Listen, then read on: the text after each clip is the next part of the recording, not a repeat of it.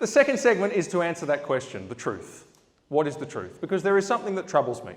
And it's the fact that woke ideology is everywhere. We've just seen a massive shining example of it. And it's poisoning the minds of people, especially the next generation. And it has unbelievable destructive power, not just on society, but on the individual person. A lot of that was very much about the heart of the person, changing them. Now, woke means to be awake. Specifically, to be awake to the hidden systems of oppression in a society that need to be attacked and overthrown. And in particular, the following areas are typically singled out as areas of oppression. Firstly, male and female identity. There is none. Get rid of it. Secondly, there's no firm standards about how you ought to be, only how you feel. Thirdly, you should act on your feelings, passions, lusts and desires, and that is empowerment and that is your identity. Also, oppression is not just gender, sexuality, it's also race and other things like that. And by the way, the climate is changing, so global action is needed to stave off a world-ending crisis. Because the point is that society is fundamentally broken and the whole thing needs to be overthrown to save us from all of these evils. But there's another strange impact of all of this, and you will have noticed it. Namely this, it undermines people's faith. It takes young people away from God, away from Christ. It takes them away from the gospel and from what Scripture says. Everywhere I go, this is a real tragedy, but everywhere I go, I hear from parents who are vexing their souls about their children who have turned away from God. Why? Well, I can tell you for one thing, each of the doctrines of woke is a lie that is fundamentally opposed to the truth. But also the woke lifestyle, if embraced, is antithetical to the life to which God called us, because it calls people to rebellion. It calls people to indulge their sinful nature as the highest priority. That is their identity. That is what they serve. That is the highest good. And that is the timeless sin of the human race. Romans 1, to worship and serve the creature rather than the Creator. It reverses the whole situation. In fact, it was probably what was referred to in Genesis when it says to be as gods, knowing good and evil. That was the temptation. In other words, to be like God, knowing good and evil, deciding what is right and wrong. And we vested in the self for ourselves, not God. But simply, I want to make this point, it's not good enough to just attack and undermine these things and scoff at them, as much as that might be reasonable. Because most people who oppose these things in our culture at large stop at that.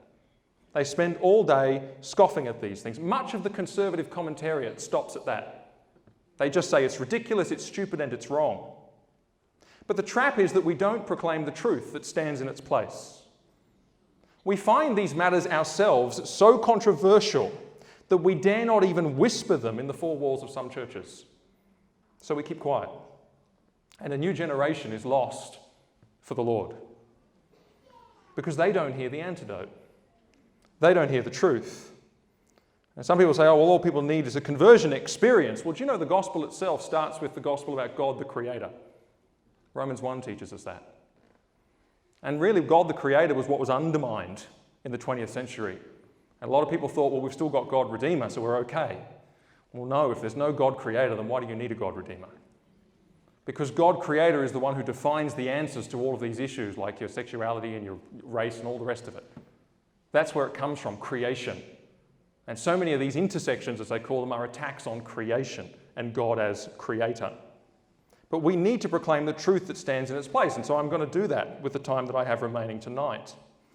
But first, I want to start with a general principle that counteracts one of the general principles of woke. The things taught in the good society and the things that young people will encounter at school, among friends, and in various other ways in our modern world, they are temptations. Knowing about all of this sexualized material, understanding these things entices the sinful nature. It is hard to resist. Now, there was something really accurate about the character, the sirens, in ancient Greek mythology, whose song the sailors could not resist if they were heard. You know, there's something about that in the human nature, or indeed in the garden. What was it about the fruit? Oh, it was very pleasant to the eye. Oh, it was very desirable. Now, on the other side of that fruit was a black hole of death. Oh, but it looked so good. And the sinful nature is tempted. And temptation beckons to something within us. And for a young person, they are particularly vulnerable to new and seemingly exciting information. How do you protect a person from this temptation? And you know, the best answer to that question, there's a number of answers, but the core answer to that question is given to us in the wisdom literature of the Bible. And it is the fear of the Lord. What does it say in Ecclesiastes? Fear God, keep his commandments. What does it say in Proverbs? The fear of the Lord is the beginning of wisdom, of doing right, of living right, of being right in all your ways. It's fear of God. And it is my sincere conviction that the vast majority of our problems today come down to this simple issue, and it is an inadequate view of God. An inadequate view of him as one who is mighty, who is great, who is powerful, who is other, and who is supremely just. And these are softened in the modern day like they never are in Scripture. Practically every time, I speak about the wrath of God, someone will always feel the need to interject and say, yes, but the love of God. Do you know what? I've never had the opposite problem. I've never talked about the love of God and had a single person go, oh yes, but the wrath of God. It's not happened yet. The other has happened many, many times. But here's the thing. When we speak of the love of God, we also need to know that we speak of a God who will judge us all on our reaction to that love. God is an awesome God. God is a consuming fire. The writer to Hebrews says it's a fearful thing to fall into the hands of the living God. And you read those scriptures, as we should, where men met God. And what is their first reaction? Fear. They thought they would die. Not just in the Old Testament, but in the New also. Think of Revelation chapter 1, John falling on his face as though a dead man at the revelation of the glory of Christ. Yes, God is love. Yes, Jesus is meek and lowly, receiving sinners, saying, come unto me. Yes, there is a throne of grace and mercy, which is always open for us. But see, that is his attitude towards the penitent, the humbled, the sinners who know their need. Against willful sin, his wrath is revealed, Romans 1. Against rebellion, his mercy will not last forever. But he shows us his ways, and his ways are good. And the wise man walks in those ways. The wise man fears God in reverence for who he is, and in great reverence for his truth, and in reverence for his ways, and great reverence for his judgment. And the wise man knows that this is right. Do you know it is impossible to train someone fully in the way of wisdom if they have an inadequate view of God? Never forget what motivated Joseph. When he was away in the land of Egypt as a teenager, away from the influence of his father, his family, his surroundings, when his life was effectively over, when nobody was watching, what did he say? How can I do this great sin against my God? That was what protected Joseph. And that is the ultimate protection in your life and the life of your children in a world that is enticing them, tempting them to rebellion. Teach them about God and don't cut any corners. That is the most important start.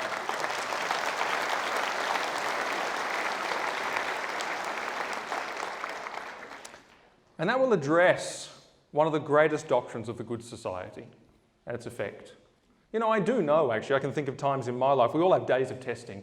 We all have experiences in our life when we think back and go, God protected me that day. Or, oh, that was a real moment that could have gone either way. So often, it was a sense of God that brought me through. Now, of course, he makes his sense felt in those moments. But if you can get that for your children and for yourself, it will protect you from many a thing. But of course, one of the other doctrines that this will address of woke is who am I? The doctrine of identity. Because kids are taught that identity is how you feel about yourself, and any standard that contradicts you is oppressive, and identity is something that comes from within you. But here's that helpful list, of course, I keep talking about. But here's the problem. Jesus actually said that what comes out of the heart of a person is what defiles the person. He said that. In fact, the whole treatment that he gives of that topic is much more confronting and serious. But see, here's the problem, and I said this a couple of times already tonight. You have a sinful nature. If you look inside yourself to find out who you are, you're going to come up with some pretty bad answers. In fact, you're going to keep on corrupting yourself and getting worse. That's why the culture of self-love and worshipping the creature is one of the most toxic things, might be the most toxic thing ever. Because when people, they're not supposed to look inside of themselves. They were only ever supposed to be defined by looking to God because we were made in His image. Genesis 1:27. It always started with God. Always. But of course we know that you've got to fill in the gap that because that image has actually been defaced in us because of our sinful natures, that's the fall. The Bible calls it the image of Adam, and it passed to all men because all sinned, Romans 5. And people say, well, I don't believe you on that. People aren't inherently sinful. People aren't inherently bad. And I say, well, all right. I don't have kids of my own, but I've seen 10 nieces and nephews. Some of them are here tonight. I've seen lots of other people's kids. Tell me this, why do you never have to teach a child to do the wrong thing? Just doesn't need doing, does it? In fact, your whole life is dedicated towards teaching a child to do right and good. And in fact, it's an uphill battle for a very, very long time, even if they are beautiful children. We all know that. But see, this is why people are so capable, so civilized, so good, and yet so messed up and hopeless and evil at the same time. They were made great, but they fell. But here is the hope. The New Testament calls Jesus the image of God. He is the perfect restoration of the holiness and the righteousness and the relationship to God that we lost in the fall and that we need to recover today. And so when you hear that phrase, image of God, I want to start a revolution here. Let's stop thinking about ourselves.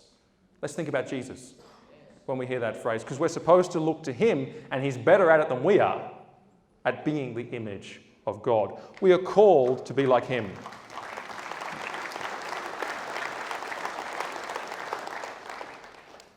Don't look in yourself, young person. Look outside of yourself. Lift your eyes to Christ and know Him and be like Him. And I've got to tell you that if you're going to do that, you're going to need a Bible. And you're going to need the discipline to actually study it properly. Because it is only then, by the Word of God, that you receive, as James says, that changes you. It implants in you as a seed and brings about that change. So instead of asking, who am I think we should encourage our young people, and we ourselves should ask, who is God? And the rest is going to fall in place, because it'll lead us to Christ and it will lead us to His Word.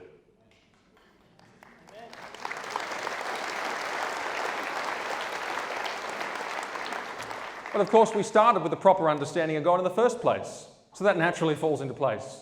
We look to God and it all works out. You've broken the back of all of this woke stuff in those simple, basic elementary principles of the faith. And then that will go on to change their life and shape their answers and shape our answers to everything. We will be submitted to what God says about everything. And so when we encounter a concept like gender identity, we don't need that much, all we need to know is Genesis 1:27. God made man in His own image. In the image of God He created him, male and female He created them. That's the answer to gender identity.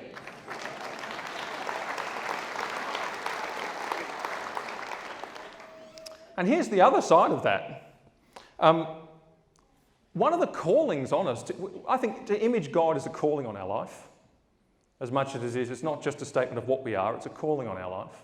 But also male and female, we're realising in the modern age that also is a calling on our life. And here's one of the controversial things to say, but it's so true. We need to actually live as a man or a woman in this world as part of our calling by God in creation. And by all means. And that gives us purpose. And people will say that, these gender stereotypes, as they call them, which you find in the Bible, 2 words for the man in Genesis, worker and keeper. 2 words for the woman, helper and mother. Now, people get very upset by that. Well, there it is. And could it be actually that fulfillment and liberty and peace is found in doing what we're made for? I mean, is that a novel idea? And in that we find the biblical emphasis to which men and women are called. We find the centre of gravity of our lives and our purpose. I don't think it's actually saying you definitely can't do any of these other things. There's certain flexibility, we know that. But there is a centre of gravity given for all of us. Young people are crying out for that truth. We run this program. You'll see, I think you might have seen a video on the download, or is it coming? It's coming. It used to be called GPS. It's called the download. And we're going to have 150 people in Sydney this year in order to do that. Very exciting time. I tell you what, the talk I do called God's Gender Agenda, the most popular talk of the week by far. They are so desperate, because do you know something? If you walk up to an 18-year-old and you say, hey mate, what's a man? He cannot answer your question. What's a woman? She cannot answer your question. That's where we've come to. And we've not taught the truth about these things, we've only criticised the error. That's the change we've got to make. But also, you're going to find that our attitude to the issue of sexual orientation changes as well. There's another very simple answer to that, Genesis 2:22-24. And the rib that the Lord God had taken from the man, he made into a woman and brought her to the man. And the man said, this at last is bone of my bones and flesh of my flesh. She shall be called woman, because she was taken out of man. Therefore a man shall leave his father and his mother and hold fast to his wife, and they shall become one flesh. That's the answer. Now, if you start with yourself and your passions and your desires and you say that's the important thing, you'll be led into all sorts of stuff. All sorts of, in fact, it's limitless. The world today doesn't seem to have got the memo that it's limitless. That's not really the point. God says, oh, you feel passions and desires, do you? Here's the answer. Here's the answer. There's really only one. It is so simple. One man, one woman, becoming one whole together for life. You know, feminism is destroying this. You know, young people, a lot of them, they feel like there's conflict between the genders. There's a subtle conflict narrative. It's never meant to be that way. Man was not himself by himself in Genesis. A woman didn't exist at all until she was created with the man. I mean, the feminist says that a woman needs a man like a fish needs a bicycle. I'm afraid it might be just a little more than that in most cases. There are obviously exceptions in the Bible, by the way, for celibacy and that, but we're not going there. We're going with principles at the moment. The emasculation of men is destroying this, and that's a big part of that program. It kept coming up. What's this obsession with high heels and lipstick and dresses? It's destroying manhood. And you know, if you make weak men, you make a bad society. That's the reality. And it's interesting to me, I'm just going to say this since I feel like the crowd's on my side, so I'm just going to say it.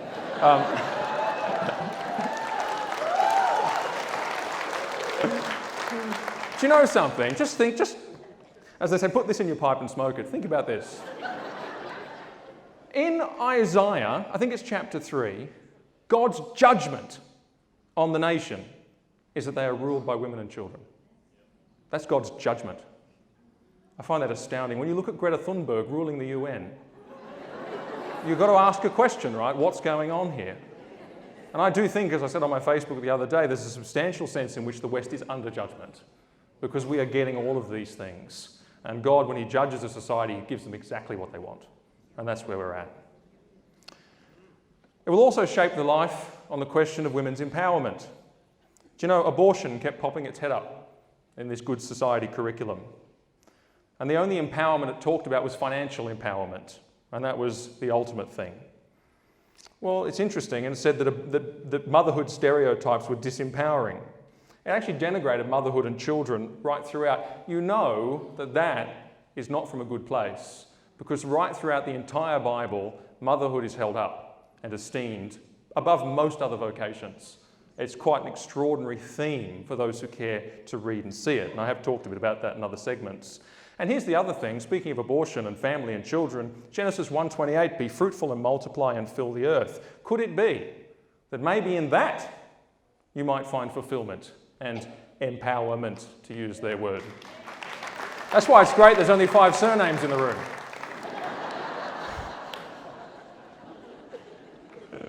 Again, doing what we were made for, right? That's the main thing. On racism, they will know that there's only one human race. What does the Apostle Paul say? Acts 17:25, God himself gives to all mankind life and breath and everything, and he made from one man every nation of mankind to live on the face of the earth, having determined allotted periods and boundaries of their dwelling place that they should seek God. There's one race, it's the human race, and racism will go away the day we realise that, and the day we forget about race. But the critical race theorist says the only way around it is to be radically colour conscious so that the retribution can come and the punishment can be paid. That's what critical race theory says. The opposite is true. And on climate, this is the last one. Again, I'm not against looking after the environment. I need to make that proviso. Some people don't see that. They get a bit upset. I'm not against that at all. But I am against the climate anxiety that says the world is going to end very soon because of all this human activity. Firstly, I don't think it's even true at a scientific level. But secondly, Genesis 8:21 says, "Neither will I ever again strike down every living creature as I have done.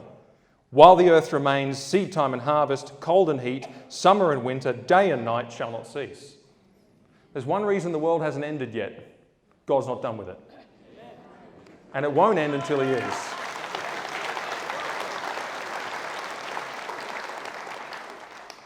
And that's our confidence that the paradigm, the overall paradigm, is under control. And it's no wonder kids are literally walking out of classrooms, and the child psychologist will tell you this, and they're going straight into the office with climate anxiety because they think the world is going to end. Well, do you know what? If I thought I had to control the climate, I'd be pretty anxious as well. Because I can't do that. And even if it could be done, I'm not going to achieve it. The world is way too complicated. You've got China for one thing, they're not going to stop. So it's just not going to work. I as myself cannot achieve this. But here's what I want to say in conclusion. Is any of this easy? Actually, in today's world, it's not easy. And for young people who have to stand apart, and actually who some of these curriculum resources marginalise based on their beliefs, it is not easy. It's difficult. We need to actually create tough young people. It is not easy to do this in today's world, but there is obviously someone who will enable them to do it and enable us to do it. It is only the Spirit of God who will, by applying the finished work of Jesus Christ to our hearts, cause Christ to grow within us and give us the power and give us the ability and give us the inclination to do all of these things. And so I want to say to those of you who have children who are yours or who you know of, who you take interest in, or, and indeed for yourselves, pray that Christ will do in their hearts what you can't. And point them always to Christ, who not only shows them the path of life for the here and now, but for all eternity. Ladies and gentlemen, I'm Martin Niles, and that was The Truth of It.